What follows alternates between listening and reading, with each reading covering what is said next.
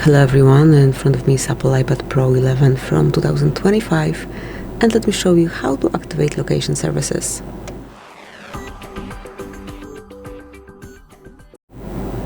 So, at first, let's open the settings. Then find and select Privacy and Security and mark Location Services.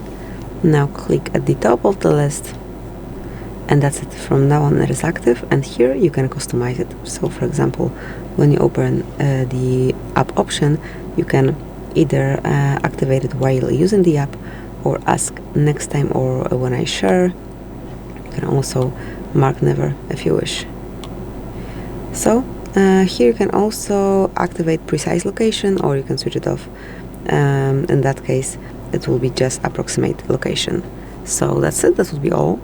Thank you for watching. Please subscribe our channel and leave the thumbs up.